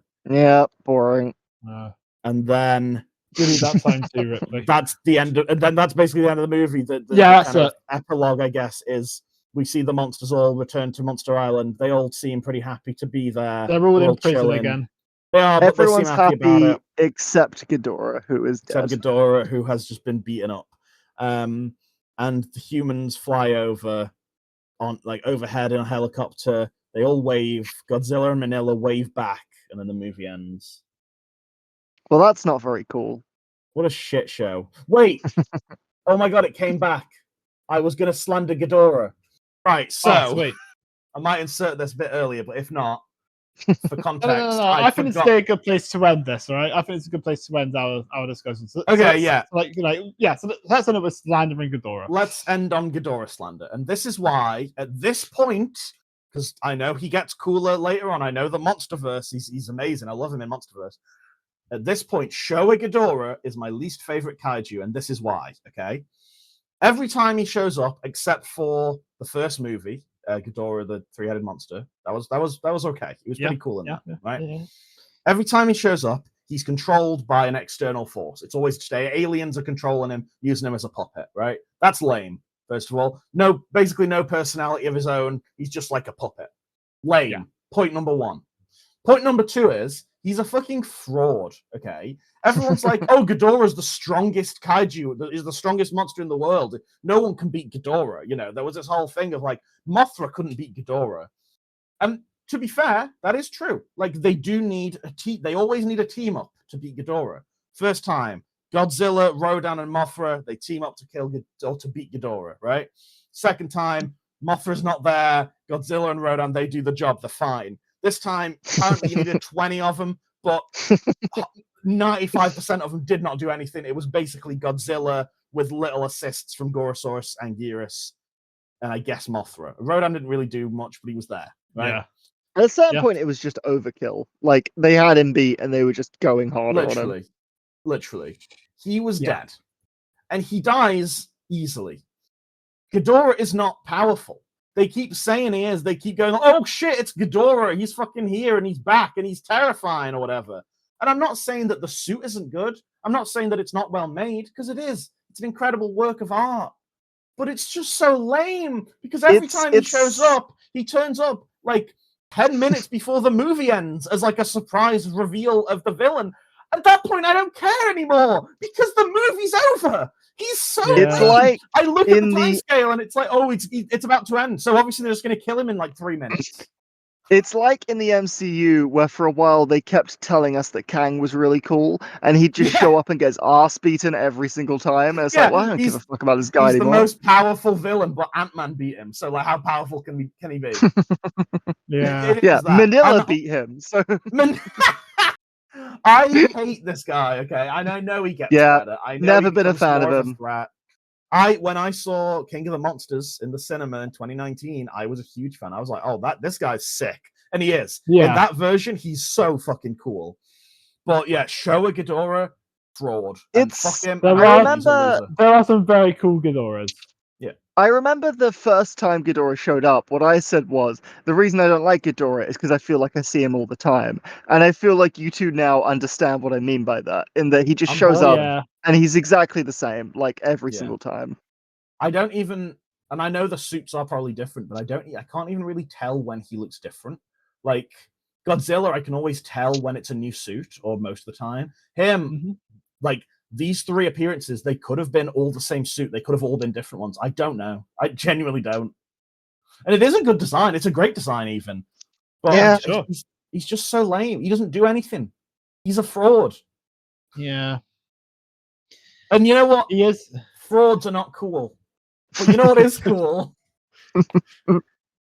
What? It's the cool count. It's the cool count, everybody. Roll the fucking... Sick fights and banging tunes, funny gags and mighty roars. Cool counter, at them on the counter. Picking out the highlights and adding up the score. Will they disagree? Only one way to be sure. Ripley, Sage and Leah will punch, punch, punch. Crunch, crunch, crunch. This is the cool count where we ignore any themes, characters, or plot in favor of the coolest shit in the movies. That's the intro, motherfucker. I nailed that shit.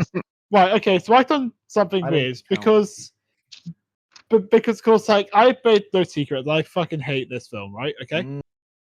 So You instead should've of said something.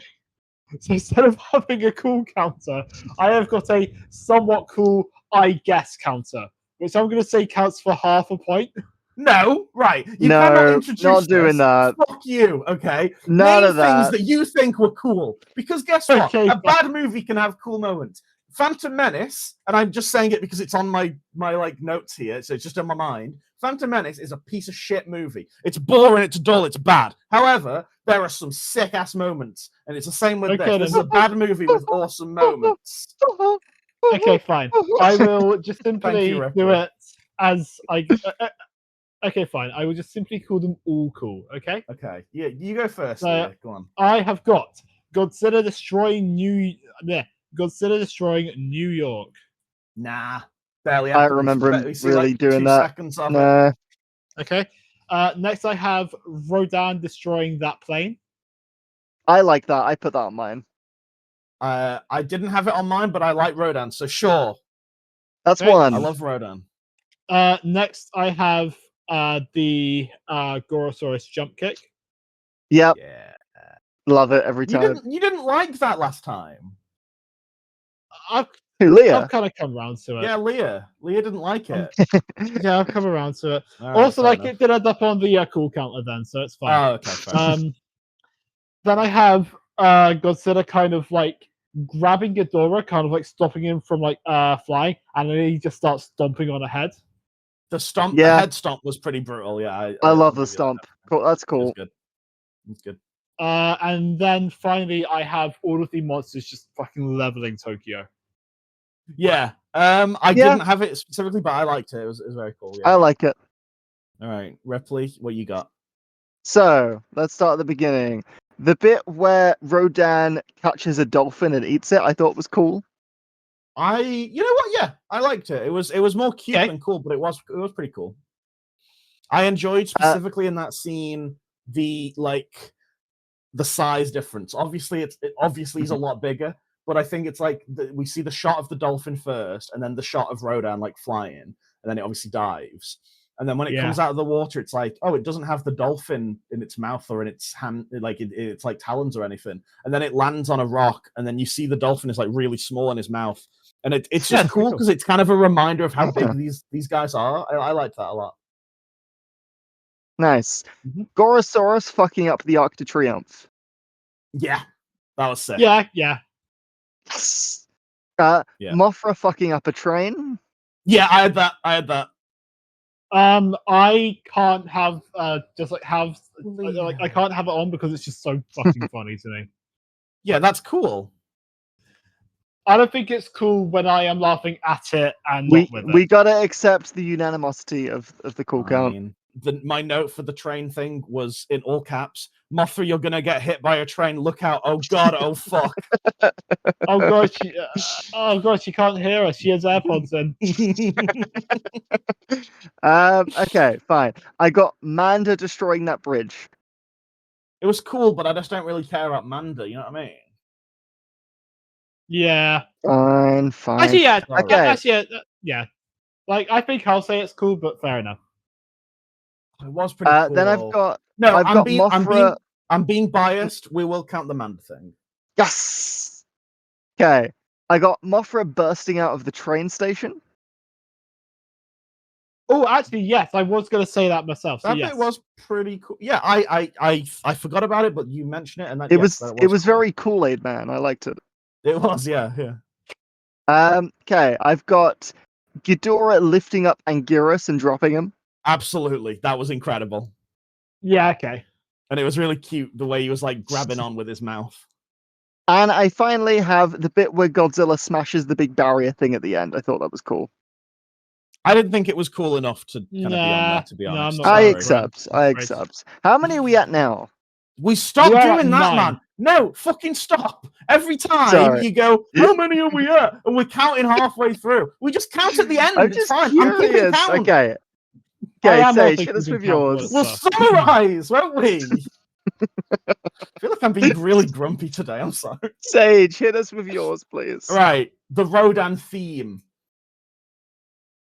I Good. don't remember it. No, Good theme. can't remember it. Wait, let me think how it goes. Wait. Hold on. Let me. I don't think you're gonna sway us by humming it. No, I will. If I sing it, I'll actually sway you. Trust me. Okay, so it's like. Okay, Oh, that song. I do It's so remember it. good. I want to give it to Yeah. you. I can't believe you did it, but yeah, I love that music. Oh, go on, Good. Sage. It's Go my on, favorite. Sage. It's my favorite theme of the whole franchise so far. These we've already got that. Anguirus's intro. I just love Anguirus. He steps on a tank and he's just kind of cute with it. I'll give I'm you gonna that. say no. It's huh? You Okay. say no. I Fair enough. ain't feeling it. Sorry. It's not in. It's a stretch. I understand. Manila showing up. The chud is back, everybody. The chud is back. I would give you Manila's like final ring, killing Ghidorah. Okay, well, I Yeah, had that as me well, too. so that's fine. Oh, Okay. well, yeah, but I'm not giving you his intro. Okay, fair enough. So that wait, yeah. Sorry, I'm counting on my fingers. I've run out of fingers. The portal scene where everyone shows up and it's very cool. The context ruins it because they're all mind controlled. It's like it's just not. It just doesn't do it for me. The whole point of the cool count is we ignore the themes, the story, and the characters. We ignore the story, okay? And without the Which They're all context of just the story, standing there. they all show up with their heroic music. The guy watching them announces each one individually like it's a wrestling match. It's awesome. Okay, you know what? No, you're right. The Mm. announcing that tips It it is over for me. kind I of think it's Varen cool. was there, Ripley. Varen was there. Byron was there and he didn't move. Yeah, But he was right, you know there. what? Fine. Yes. Okay, fine. we get it then. The bull charge that Anguirus did. He kind of I like didn't hoofed the really- ground and then charged. I don't I- remember it, so I can't. Yeah, I didn't really notice it. Fine. And then that was it. All the rest have been thingies. So that is 11. Shit. Go, mate. I've got 12, Oh, Oh God. I've which miscounted. means that by a difference of 4, this is the coolest movie we have watched so far. It is the coolest movie. I Yeah, can't I'll believe allow it's it. destroy all Oh, yeah. fucking monsters. Yeah, but that's the thing, right? Is it's a bad movie, but it has cool stuff. That's true. Well, let's hope one day we watch a good movie that has a lot of cool stuff. Yeah, like the movie King of All the Monsters or whatever. Or all monsters attack next week, which is what we're covering. Right, guys, I've Perfect. got really fucking bad news today. I'm so sorry no. because we've had such a fun episode. We've had such a fun podcast. How long will I keep this up for, by the way? This bit. We've had Hopefully such a- forever. I love it. I love it too. We've had such a fun episode, and I'm so sorry to say, but we have got really bad news. Because guess who's come and visited again? It's fucking Manila. He's stolen the mail again. Ripley, I think you're gonna have to go chase him, babe. And also, he was mind Here I controlled. go. Like it's even worse this time, isn't it? He was, yeah, he actually was mind control. It wasn't even his fault. It was the Ow! fault this time. Sorry, he hit Why me with all- one of his rings. Why all of the other monsters? Why are all of the other monsters? They're of course out just like destroying cities. Manila went and he stole like all of our mail. He It was really did. rude. He got hungry. Before I continue the role play of this bit, can I just check? Do either of you have any mail to read this week? I mean, Uh, there's a lot on Blue Sky, but I don't have anything specific. Well, okay. Well, I mean, let me tell you what I'll say is that what you can do if you want to take part in this fun old segment, which is more than just us doing bad improv, is that a few days before we record, each time, we will make a post both on our YouTube and also on our Blue Sky. And if you want to write into the show, like you want to tell us what you think of the movie, you can just simply write in on those posts, leave a comment, or of course you can email us at destroyallpods@gmail.com. You can give a nice message. You can say just how cool we all are. And I will say right now, there is nothing on the YouTube post, so let's hope there's something on the Blue Sky. Thank you, Leah. A lot of this is unrelated to this though. There's been talk on us releasing the last episode. I posted a picture of the Destroy All Monsters poster saying, like, write in if you got anything to say. But I covered all of the kaiju on the poster with pictures of Manila. And friend of the show, Petrichor, did respond saying, this poster is what my nightmares look like, which I liked. And we also had Magic Space Toast saying that I too have thrown myself out of a 4th-story window to avoid an awkward chat. And also, who the fuck is Manda? They all also very valid questions. They have also, because you didn't read out the full message there for some reason. Because I want to go eat dinner. Dude, we can't rush the podcast just because you're fucking hungry. You should have eaten something before. Yeah. We always plan to start at 7:30. Okay, this is not our problem. Much like Manila, I haven't eaten anything because they didn't get to keep the mail.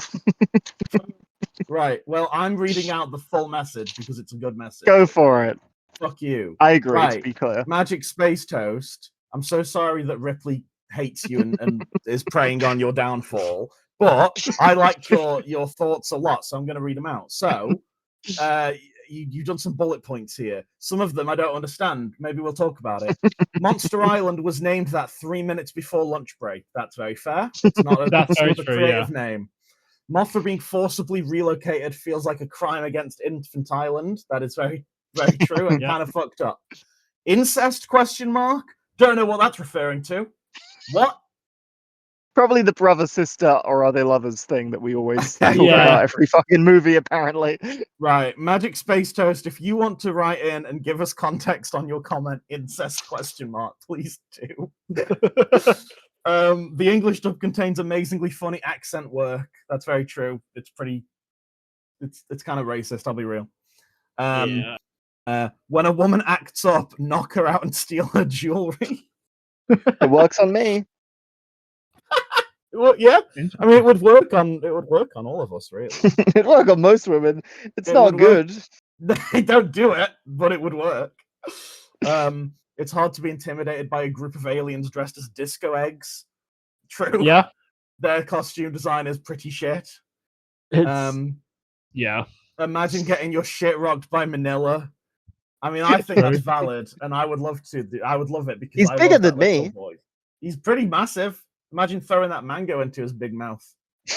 And finally, Ghidorah is the most dead anything has ever been. I'm very excited to see them return. I agree that he's very dead, but I'm not excited to see him return because fuck Ghidorah, he's lame as fuck. Probably next week as well. Probably. Yeah, if you guys know, don't tell me when he comes back because I would like to be surprised by him for once. Fair enough. And you know, how nice is it when we read the full message out from our loyal listeners who've taken the time out of their day, Ripley, to write us a personal message. If you want to see pictures of my tits on Blue Sky, check me out at Ripley is Good. They're clothed, so just temper your expectations. Now that Ripley has told us where you can find her nude photos. If you want to follow me or Sage, then you can follow me at the Dan Beaver on Blue Sky, where I'm starting to post a bit more. And of course, honestly, I feel like the real story arc of this podcast is just simply me posting on Blue Sky more. Wow. If you want to find my lewd photos, keep looking, bozo, because I don't have any online. But if you shower me with gifts and praise, who knows what will happen? You can find me at Herbie Girl on Blue Sky and Herbie Girl 101 on YouTube and Twitch. I am going to be streaming soon-ish. Going to be streaming some Godzilla games. Maybe it's for an episode of this, but I thought if I can monetize it myself and get some content out of it for my own projects, I will do that. So I will be streaming some. So follow me on there because it's fun sometimes. And that's it. And that's the podcast, everybody. Yo, Thanks free for Palestine. listening. I forgot to say a Like and political thing. Yeah, that, like and subscribe also. And Give us rate a 5 5-star stars. Leah told me Yeah. off last week for not saying it. Thank you.